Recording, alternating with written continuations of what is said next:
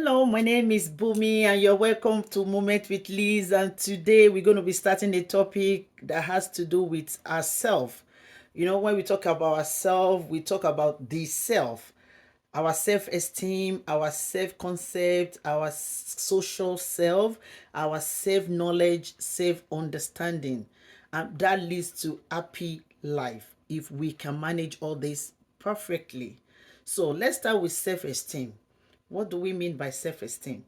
Self-esteem affects our social, mental, and physical health. Self-esteem is described as a thought or feelings or understanding about ourselves. It involves the level of confidence that we have in ourselves. It involves the respect we give ourselves. It's it entails the ability that we have in things that we can do in our capacity, and it has to do with the values that we hold, the belief that we hold, and the morals that we hold, and the evaluations of ourselves. All this heavily depends on how we compare ourselves to the world around us, to people, task, external informations. A feeling of competence, identity, a sense of belonging, and a feeling of security. You know, it is very important to build a very healthy self-esteem if we want to maintain happiness. So, ability to accept our strength is needed when we want to have this healthy self-esteem. Ability to accept our weakness as well, acknowledge your weakness and deal with it. Ability to express your need, ability to accept compliments, ability not to hold negative criticism personally all the time. You know, ability to say no or yes if we have to say no or yes and stand by our no or yes, and ability to reappraise ourselves every time if we have to change our no to yes and or our yes to no. It should not be static, it shouldn't be rigid, it doesn't have to be yeah, written on marble. Things that we say yes or no to. As I was saying, sometimes when we need to change our mind, by the time we have a deeper knowledge of things that we say yes or no to, we should be flexible enough to be able to reappraise things and change our mind to either say from saying from yes to our no, or change our no to our yes. You know, what is constant in life is change.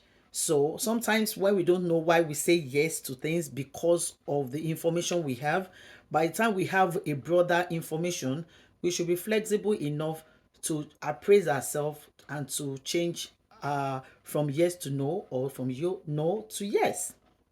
So other things that we can do to build a healthy self-esteem for a happy life is to learn how to accept compliments.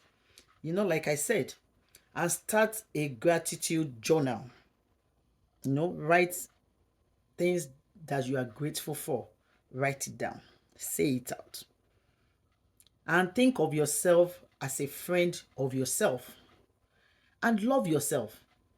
When you do all this, we'll know that we'll appreciate ourselves, and our esteem will be intact or boosted. Uh, we should increase our feelings of value of ourselves. We should increase the willingness to try new things. We should increase to reach out for new goals. We should increase the respect that we have for ourselves as well. you know and we should, with all this, we will know that we will have increase in the feeling of being secured. We don't need anybody to make us to feel secured. We don't need validation of anybody necessarily every time to make ourselves feel secured by ourselves, because Like I said, your self concept, your self esteem, your self understanding, your values is from within yourself. You know, if we put it on on another person's hand, that means the level of standard of that person is the level that we're going to be operating on, and that might not make us to have a real happy life, not faking it. As we are continuing with this self-esteem journey that we're going to be encouraging ourselves with, we should be open to understanding ourselves. You know, we should be doing self-evaluation, like I said earlier. We sometimes comparison might be needed, you know, but we should not focus 100% on comparison. Contingent on circumstances can be used as well, and self-esteem is very fragile, and that is why we are supposed to be very careful. And sometimes self-esteem brings out mixed effects on well-being. You know, furthermore, when we're talking about this self-esteem, we're talking about social values, we're talking about belief that has to do sometimes with religion or spirituality, we're talking about abilities, and we're talking about reaching our goals. And other side of it, we're talking about the post self of ourself, the future and possible self ourself, and dealing with the present self. We are in our present self, we're trying to sort out things on our past, we're trying to figure out things in our future. So ability to balance all this really will have great impact on our self-esteem.